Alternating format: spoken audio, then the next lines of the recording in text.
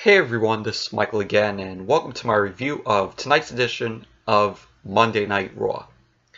And tonight's Raw was held from American Airlines Arena in Miami, Florida. And I gotta say, tonight's Raw was another Raw full show. What do I mean by that?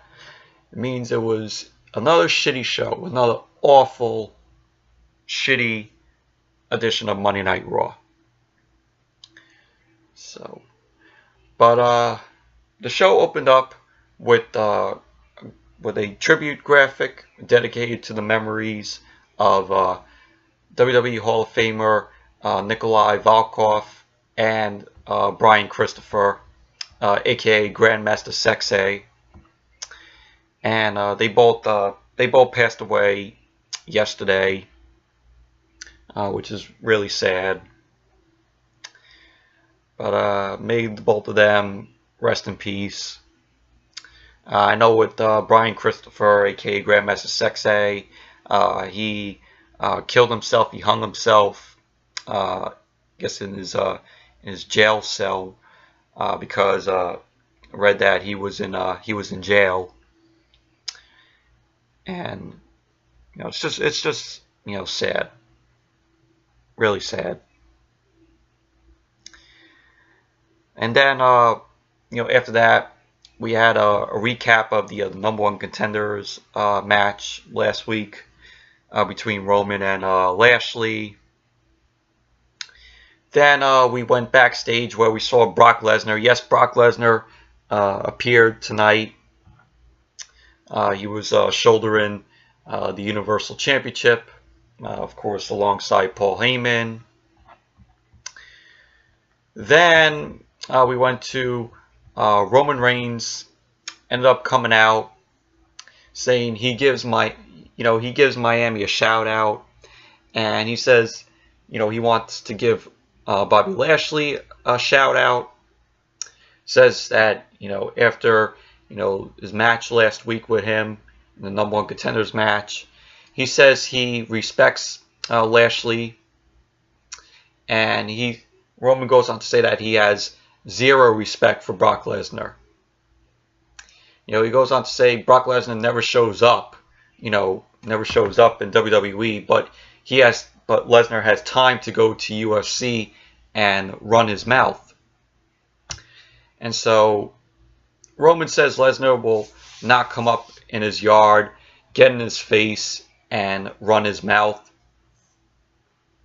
Paul Heyman comes out and says to Roman that at SummerSlam, Lesnar is going to put down, Roman and go to UFC and become a two-sport champion. So Roman ends up telling Paul Heyman to shut up, and he's like he doesn't care what Heyman has to say, and he ends up calling out Brock Lesnar. And so Heyman says Lesnar is here and he will come out when he feels like it. And if, Lesnar feels like coming out. And so Roman says, if Lesnar doesn't show up at SummerSlam, he's going to send him back to UFC. And he's going to go back as Roman's bitch. So that was pretty much the segment.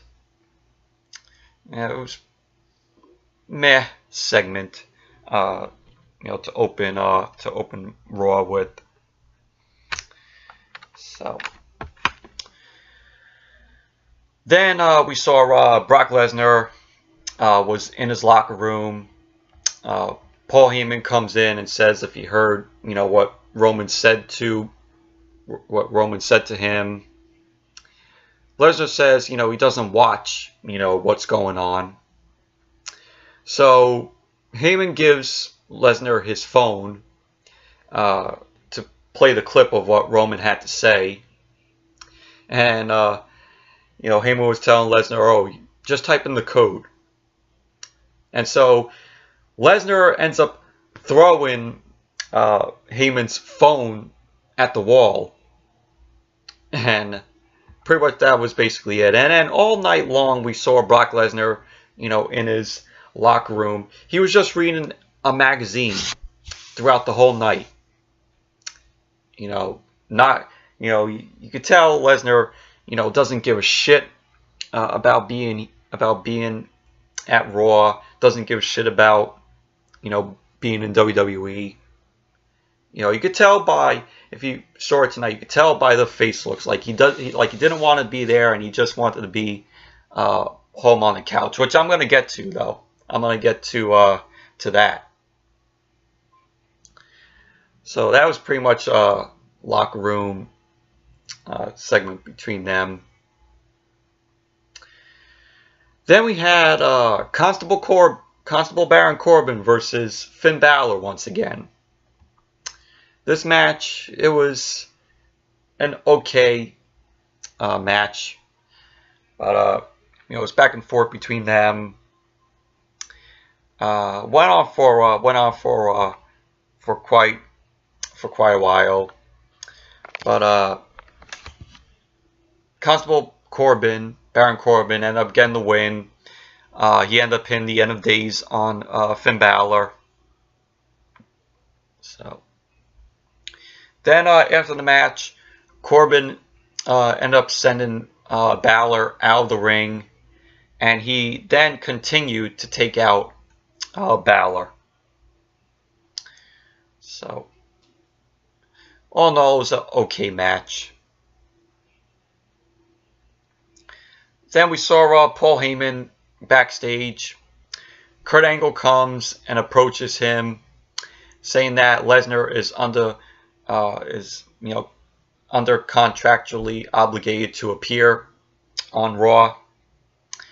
Heyman says, Lesnar fulfilled his obligations by coming into the arena tonight, and that if Kurt wants more from Lesnar, Kurt should go get more from himself, because Heyman said, go to Lesnar's locker room. And he says, that he should do that because it's Kurt's problem. It's not Paul Heyman's problem. And so Kurt says, he controls his contract. And if Lesnar doesn't come out to the ring tonight, Paul Heyman's contract will be terminated, meaning Paul Heyman would be fired. So that was basically the backstage segment with them. Then we had Alicia Fox backstage. Alexa Bliss comes up to her and says her best friend Mickie James, of course, is injured this week, and she chose Alicia to replace Mickie tonight against Natalya.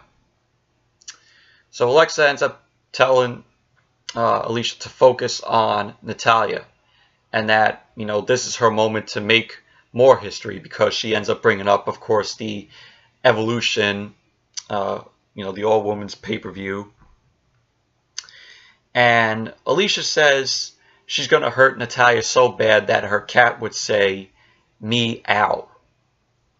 So that's kind of cheesy right there. That was a cheesy thing to say. So that was that.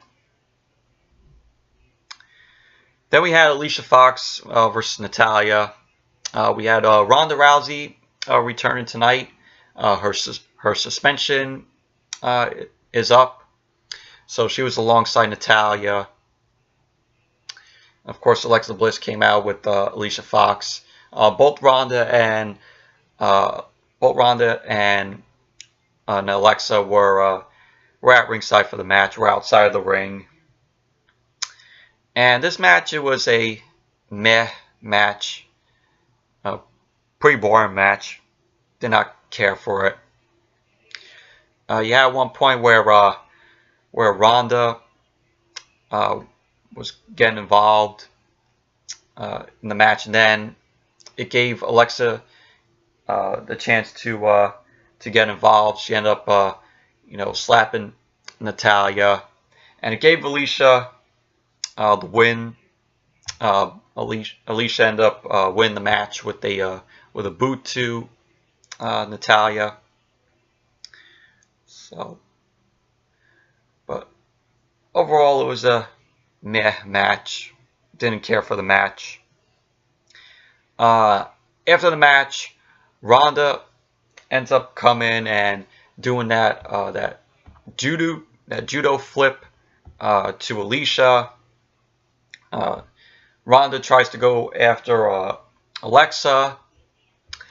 She manages to try to get Alexa in the armbar, but Alicia ends up making the save. There's a point where Alexa was going to run away from Ronda, but Ronda ended up catching Alexa. But once again, Alicia ends up coming to help Alexa. Alicia ends up striking Ronda and ends up throwing Ronda into the barricade. So that was what happened after the match. Then we had Paul Heyman and Brock Lesnar shown. Of course, Lesnar reading the magazine. Of course. Paul Heyman says to Lesnar, he thinks tonight he should go out. Lesnar will go out to the ring. And, while Lesnar is out there, then, Lesnar will be selling, more t-shirts and, WWE Network subscriptions. Heyman also said to Lesnar that, that he could promote that, he will be a 2-time UFC heavyweight champion. And Lesnar ends up saying to Heyman that Heyman is getting under his skin and he doesn't care about the WWE universe and doesn't care that, he's here. And he says he should be sitting on his couch at home. And he then orders Heyman, to go get steak. So you could tell right there that Lesnar doesn't really give a shit about being there and doesn't give a shit about being the Universal Champion and defending it. He only wants to sit on his couch at home and do nothing and not defend the Universal Championship.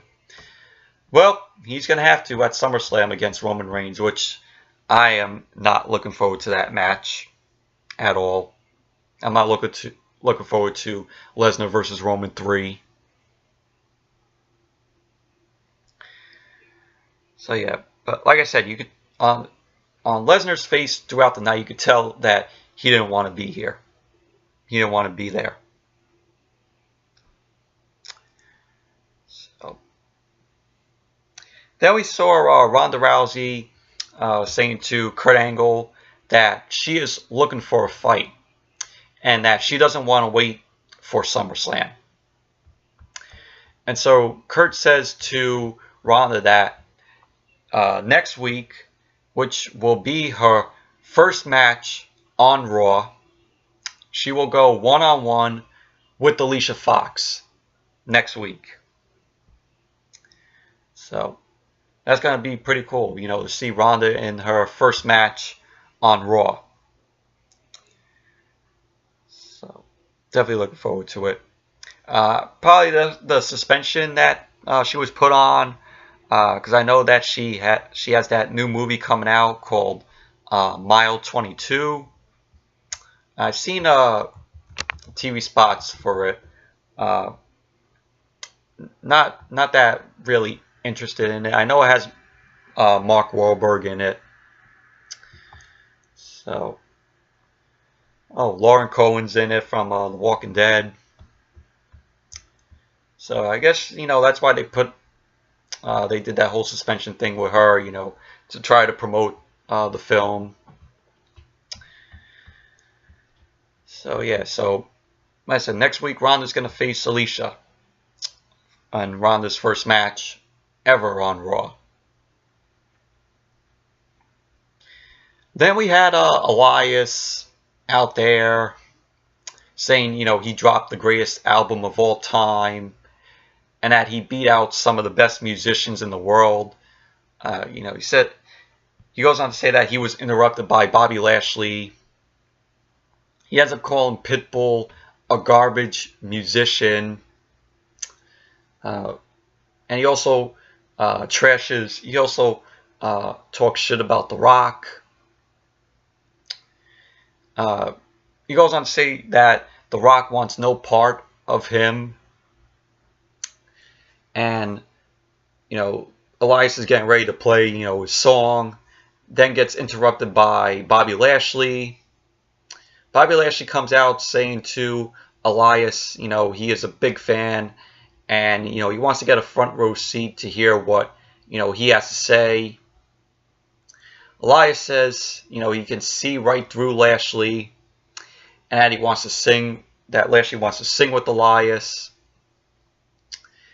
And then Elias starts singing Rockin' Robin.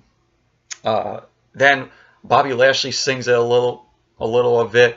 And when he starts singing, I'm like, oh my God. That's how I was when this segment came on, when Bobby Lashley started singing. I literally had my hand over my face like that. Cause it was just terrible. It was fucking terrible. And then we saw Elias attack Lashley from behind. Lashley ends up fighting back. He ends up suplexing Elias. And that was basically the end of the segment.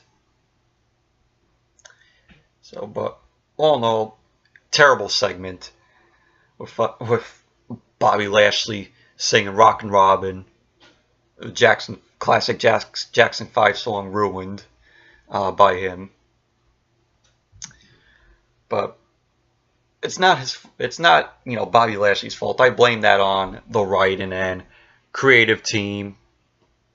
That's my opinion. WWE should hire new writers, because if they keep up writing Raw like this, it's not going to get any better. Raw is not going to get any better. They need new writers. So, but yeah, terrible fucking segment.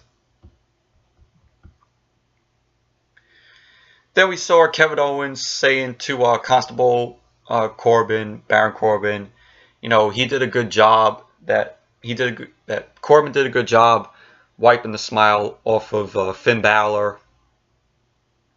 Owens says Corbin is his son's favorite wrestler.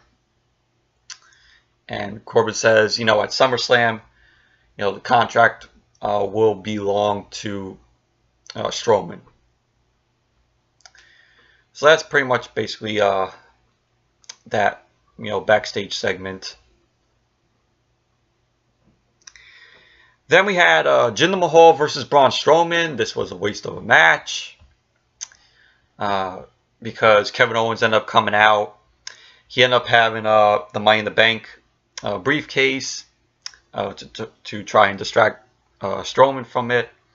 Strowman ended up getting out of the ring because Kevin Owens was running to the back with his Money in the Bank, with Strowman's Money in the Bank briefcase. And pretty much that basically led to Strowman end up getting counted out. So Jinder Mahal ended up winning the match. And after the match, Strowman comes back down to the ring to do something to Jinder. But Jinder ended up escaping. So basically it was a nothing match. So then we had Kurt Angle and Corbin backstage.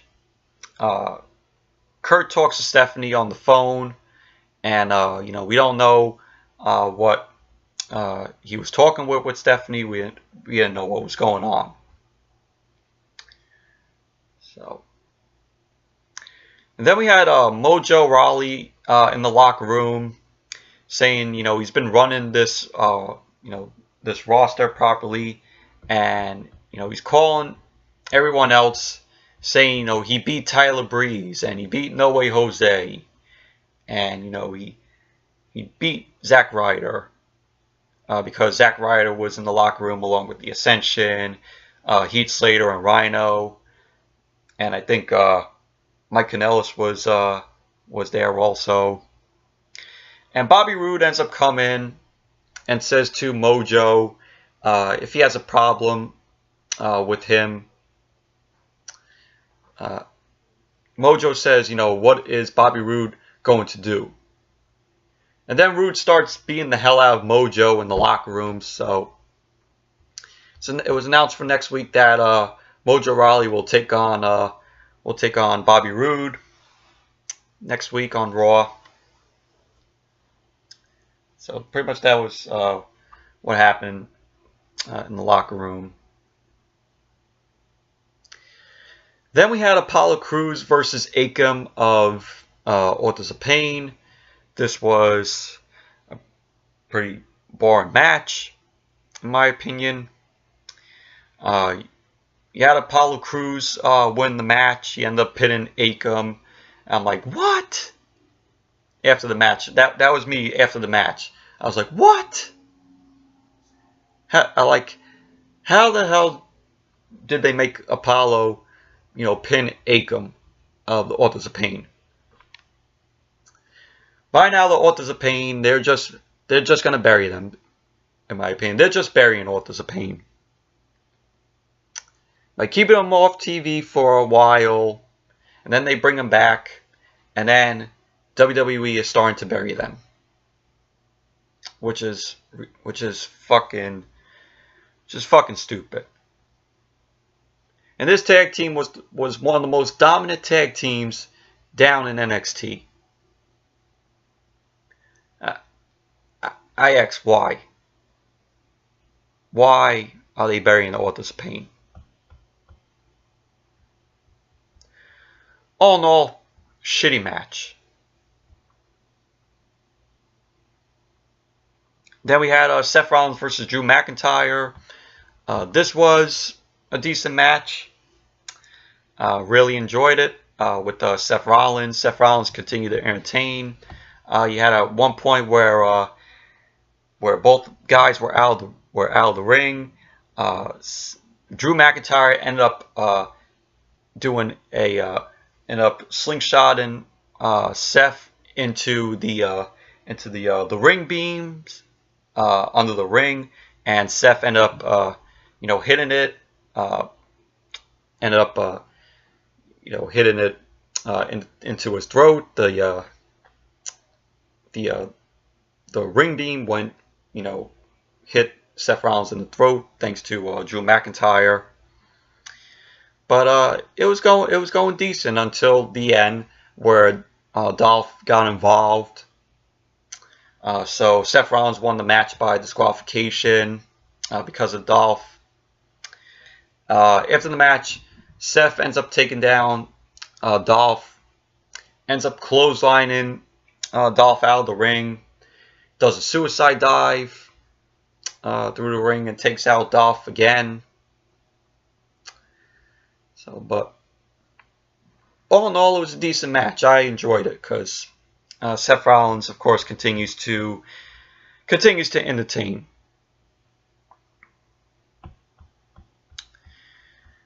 So after that, Kurt Angle approaches Roman, saying that Stephanie asked him to remove Roman from the building. So that's what Kurt Angle and Stephanie were talking about on the phone. Stephanie possibly giving Kurt that option to throw Roman out of the arena. Sorry about that, but I was saying that was probably what Stephanie was talking about with Kurt on the phone. Stephanie giving options to Kurt to throw Roman out of the arena. And Roman says, he doesn't care what Stephanie says. And Kurt says, if he doesn't, leave the arena, then he'll lose, a shot at Lesnar at SummerSlam. And so Corbin then brings in the Miami police. Roman's getting escorted out of the arena. Then we just, Roman then punches Corbin, lays out Corbin, and leaves. So then we had Charlie Caruso end up bringing out the B team, Curtis Axel and Bo Dallas. She interviews them about what is the secret to their success. And Bo says the B stands for dream, and that they wake up every morning pinching themselves if they are dreaming. And Curtis says, they dream to live and that they don't want to wake up. And Curtis then freaks out about, Matt and Bray, Matt Hardy and Bray Wyatt. Bo ends up calling them losers. And Curtis Axel says they aren't afraid of them because they are the tag team champions. And they can beat any team out there. And so Matt Hardy and Bray Wyatt appear in the ring. Matt says the B team's success is a cosmic anomaly and that Dave displays the balance of the universe. And Bray says, Matt says that the both of them are the B team's nightmares. And Matt Hardy says they'll haunt the B team until they are deleted. So, and then the Revival end up coming out saying they don't understand what Matt and Bray said. And they're like, how are these four delusional buffoons, buffoons atop of the tag team division? And they say, they beat Lashley and Roman and tells them to step aside and let a team of real guys get the job done. So the B team ends up stepping aside. And then we see Bo get shoved into Scott Dawson, and a brawl ensues from all three teams. So, but it was a okay segment. Then we had Scott Dawson and Dash Wilder, the Revival, versus Matt Hardy and Bray Wyatt. The B team was on commentary during this match. This match was meh, in my opinion. Wasn't, terrible, wasn't bad. Was meh, in my opinion. But Scott Dawson and Dash Wilder got the win. They end up hitting the Shatter Machine on Bray Wyatt to score the win. So, but it was a meh match. Then we had Renee Young interviewing Seth Rollins about his victory tonight. Seth ends up telling her that, there was no quitting in him, and he'll stop at nothing to take his Intercontinental Championship back at SummerSlam. And we see Dolph and Drew blindside Seth and beat him down, in the interview area. So that's basically what happened. Then we had Sasha Banks and Bayley. They're calling themselves the Boston Hug Connection versus Sarah Logan and Liv Morgan of the Riot Squad. Of course, Ruby Riot's still out with her injury. And this match, I gotta say, I enjoy Sasha and Bayley in this match. Very fast-paced with them, going back and forth in this match, taking out Sarah Logan and Liv Morgan. The crowd was behind them. They just had a lot of energy in this match. And Sasha and Bayley won the match by Bayley hitting the Bayley to belly on Liv Morgan. So, but all in all, it was an entertaining match because of Sasha and Bayley. So then we had Paul Heyman coming out saying, Lesnar, tell Lesnar, the show is almost over. He tells Lesnar, what can go wrong because Roman is out of the arena. And Lesnar says to Heyman if he got paid. Heyman says, he's been paid and he knows he has a contract with Lesnar and he appreciates it. And he says if Lesnar doesn't go out, Kurt is going to fire him. And Lesnar then grabs Heyman and says to him that, he is not Heyman's friend, and that Paul Heyman works for him. And he asks Heyman, how long has he been leeching off of him, and tells Heyman to march out there and do his job. And that pretty much was basically what happened, backstage in Lesnar's locker room. You could tell Lesnar, didn't want to really go out there. So I'm like, this is a waste of, WWE, having Lesnar there and just making him sit in the back for the whole show for 3 hours just reading a magazine. And he doesn't come out until the end of the show. So what a waste to get Lesnar there by making him sit for 3 hours, just doing nothing but reading a magazine. Then we had Kurt Angle and Baron Corbin, Constable Corbin, coming out saying to Heyman that either Lesnar comes out now or it's going to be Paul Heyman's last night on Raw. Heyman comes out, does his thing, in a very sad, manner. And the crowd, we heard the crowd singing, that na na na na, hey hey hey, goodbye to Paul Heyman.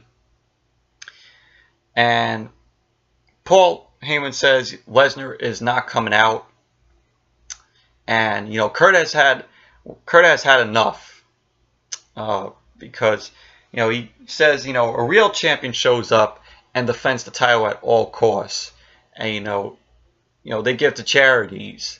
And he says, Lesnar doesn't do any of that. And he ends up saying that Lesnar has to be the worst Universal Champion of all time. And I agree with Kurt. And even Paul Heyman even agreed with Kurt also saying that Lesnar is the worst Universal Champion of all time. And he also says, Lesnar doesn't respect him or anybody. And, it was just Heyman, just going on and on, trying to get Kurt to not, fire him.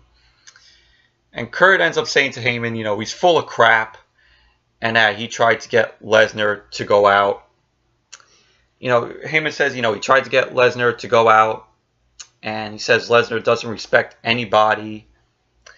And Paul Heyman ends up saying, he respects Kurt, and, he likes to have a working relationship with Kurt Angle. And Kurt then says Heyman's contract is terminated. And so Lesnar ends up coming out, which, the tears turn to a smile for Lesnar. I mean, no, for Heyman, I'm sorry. Sorry about that, but I was saying, when Lesnar ended up coming out, those tears for Paul Heyman actually turned into a smile for him, because Lesnar gets in the ring and says to both Kurt Angle and Constable Corbin if they both have problems with him. And then we just see Brock Lesnar ended up F5ing Kurt Angle. Corbin ends up stepping out of the ring, wanting nothing to do with Lesnar. And then we see Lesnar ends up grabbing Paul Heyman by the head and jaw, and then just, puts him down, on the ring. And, he's like, oh, I can't, Heyman was like, I can't breathe, Brock, I can't breathe. And so, Lesnar ended up, taking his hands off of Heyman, getting out of the ring. And that's what ended Raw tonight. But all in all, the segment was meh, in my opinion. I mean, do we really want to see, if Roman was in the building, do we really want to see another brawl between Roman and Lesnar? I don't know. I'm not looking for, like I said, I'm not looking forward to their match at SummerSlam. I'm more interested in Joe versus AJ Styles, Samoa Joe versus AJ Styles, than Roman and Lesnar 3. So, yeah. So, anyways, that's it for my review of tonight's edition of Monday Night Raw. Thank you all for watching, and be sure to give this video a thumbs up, comment, subscribe, and stay tuned tomorrow night for my SmackDown review.